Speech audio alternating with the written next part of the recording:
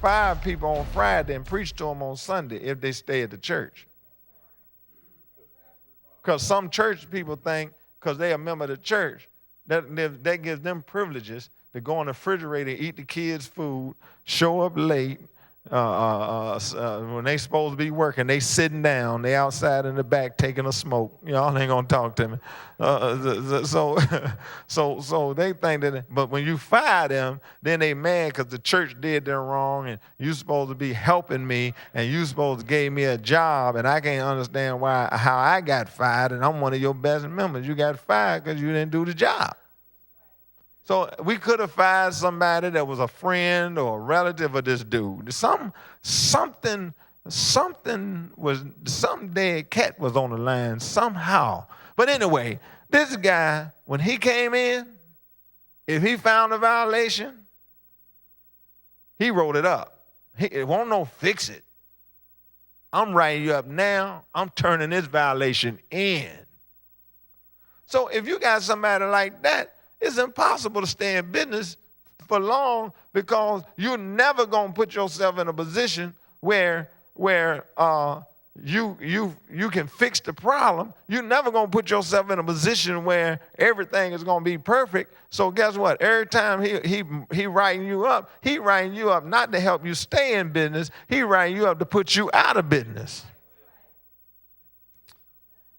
So we had an issue. We was working on another daycare facility because we was growing at such a fast rate.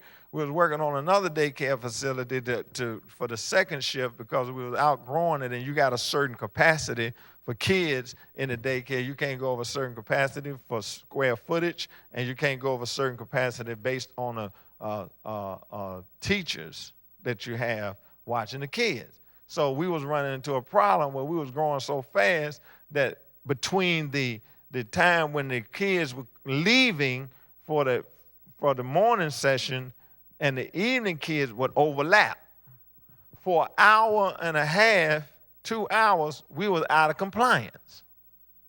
Well, the fact of the matter is, we were working on getting the other facility. We was waiting for that same inspector to clear the other facility so that we could get back in compliance. So what does he do?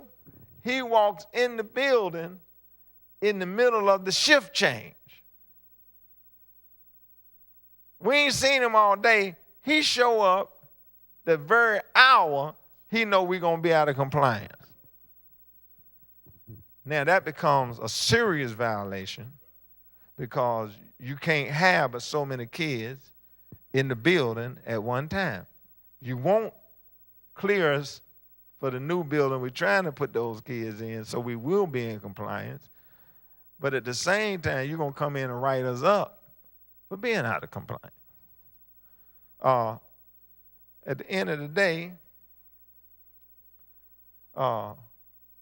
we had a situation where we have a system for taking kids home, 2 drivers, one to sweep the van at the end to make sure no kids are on the van, and one to drive and make sure so it was a double security. The driver would make sure the kids got on the route, and the person with the driver to assist would not be allowed to go home until the van was swept. Everybody know that no kids were on the van and it would be cleared. Well, this particular night, the driver decides to let his partner off early. I got it. And you ain't got nothing at 12 o'clock at night. You tired. You ready to go home. So, you ain't sharp.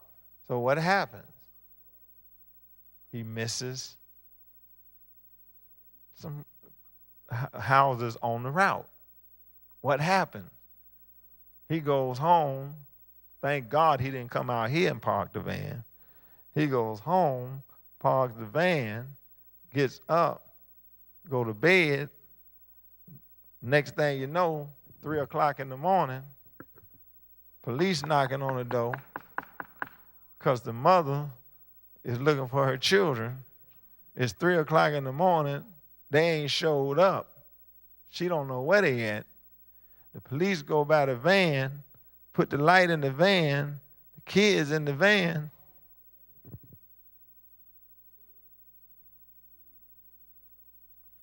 When they knock on his door, he on his way downtown. I'll wake up the next morning, Wavy TV 10. They got him on TV.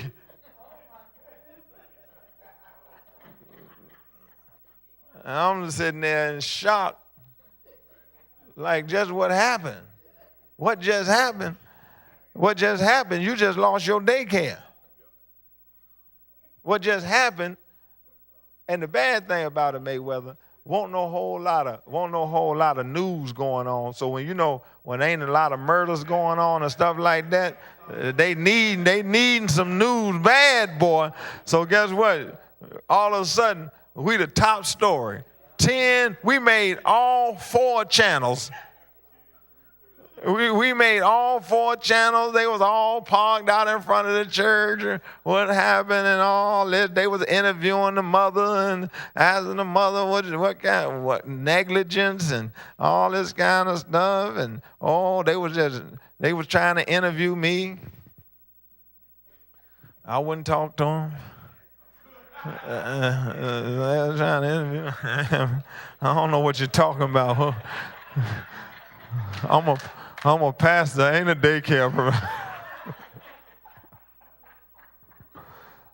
That's why another thing, PC, pastors don't understand. You never start a daycare connected to your nonprofit or not to your church.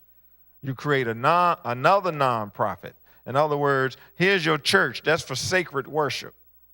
This really don't even have to be IRS approved 501c3 because it is covered under the Constitution, the freedom of religion and the ability for gifts and worship not to be taxed, and for the members of the church for divine worship to be able to write their contributions off because you are a religious organization for religious purposes. So you don't even need a 501c3 for your church. But where you need to, so here's your church over here. You need a 501c3 to deal with corporations, governments, grants, or any monies that come from the public outside of people in your church who give tithes and offerings, that people outside of your church, government institutions, whatever the case may be, they want a 501c3 write-off. So you have a letter of determination that you have to present to Walmart, Kmart, all these grants and governments so that they will give you, they can justify the write-offs or give you the grant that won't confuse church and state and cause problems. So you control the 501c3, but the 501c3 and the church are 2 separate entities. So if something goes wrong in the 501c3, they can't attack your church.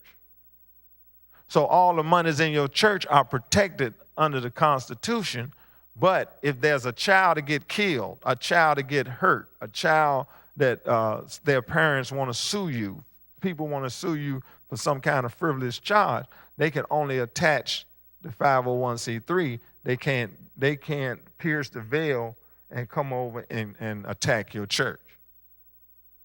See, most pastors don't even know that. So you don't protect yourself because you got your church, and that's what I did.